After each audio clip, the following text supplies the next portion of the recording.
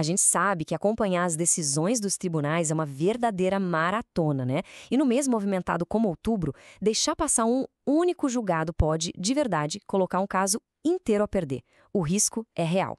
Será que passou batido justo aquela decisão de outubro que pode custar um processo? Pois é, o perigo de ficar desatualizado existe, mas a gente preparou um resumo para resolver isso agora. Fica aqui comigo que nos próximos minutos nós vamos direto ao que interessa, os julgados de outubro que você simplesmente não pode ignorar. E mais, no final eu vou te contar um pulo do gato processual, uma sacada que muda completamente a forma de cobrar uma despesa bem comum. Então, vamos lá. Para começar, vamos para aquele tema que está sempre em movimento, a relação entre o poder do Estado e os direitos de cada cidadão. E olha, as decisões de outubro mexeram bastante com algumas fronteiras importantes nessa área.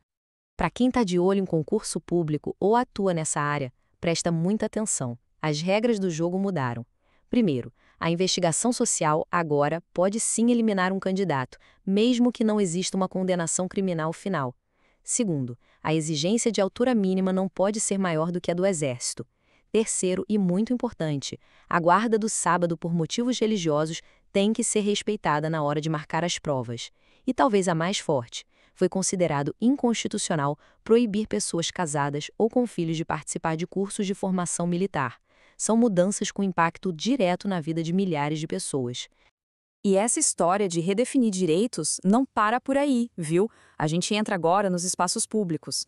Afinal, quais são os novos limites para a liberdade de expressão e de religião? E essa tela aqui mostra bem como os tribunais estão sendo cuidadosos.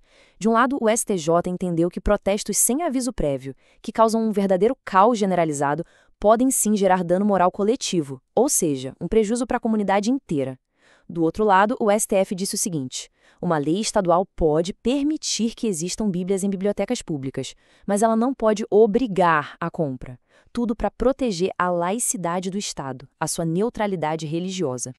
Agora, essa citação do STF aqui é fundamental. O que ela diz na prática? Que o Estado não é babá de parlamentar. A imunidade protege a função, não a pessoa. Se o parlamentar abusar, passar dos limites, a responsabilidade civil por danos é dele, pessoal, direta e exclusiva.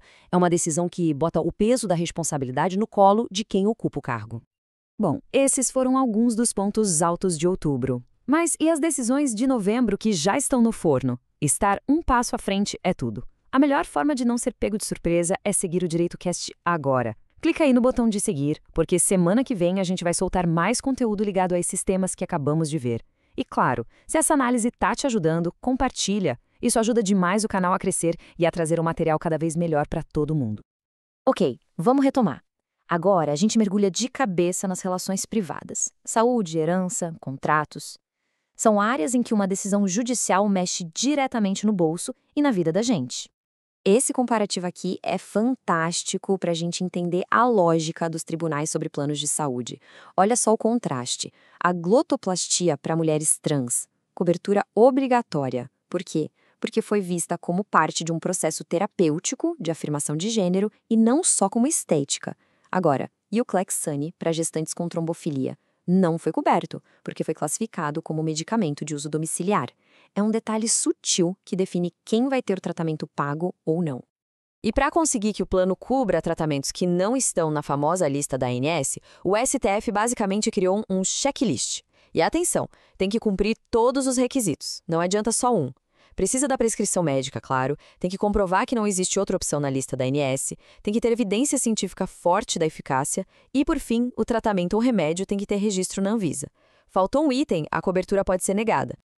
Vamos para um assunto que está cada vez mais na nossa rotina, a herança digital. Pois é, o que acontece com as redes sociais, os arquivos na nuvem, as criptomoedas quando alguém falece? A lei ainda está correndo atrás, mas a justiça já está construindo as respostas. E como a lei ainda não resolveu isso, o STJ criou uma solução processual bem engenhosa. Funciona assim: os herdeiros pedem, dentro do inventário, um incidente processual específico para isso. Aí o juiz nomeia um inventariante digital, que é um perito técnico de confiança. Esse perito acessa tudo, cataloga e manda um relatório sigiloso para o juiz. E só então o juiz separa o que é patrimônio para ser dividido e o que é privado e deve ser protegido. Uma saída bem inteligente. Muito bem, chegamos agora naquele momento que eu prometi lá no começo. O pulo do gato processual. Aquele detalhe que, numa situação bem comum, pode fazer toda a diferença. A pergunta é simples e direta. Imagina uma ação de cobrança de condomínio. O morador que está devendo pode ser obrigado a pagar também os honorários que o condomínio combinou por fora, no contrato, com seu próprio advogado?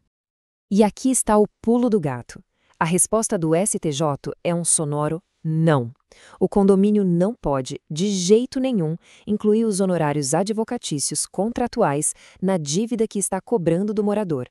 Tá, mas por que não pode? A lógica do STJ é bem clara.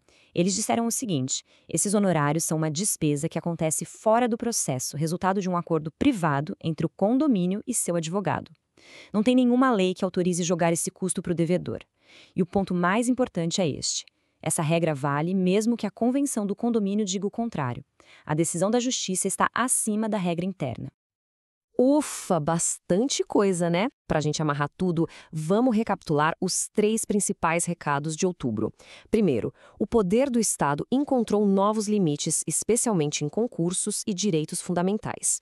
Segundo, contratos privados, de plano de saúde à herança digital, estão sendo constantemente revistos pelos tribunais. E terceiro, o nosso pulo do gato: condomínio não pode repassar os honorários contratuais do advogado dele na cobrança da dívida.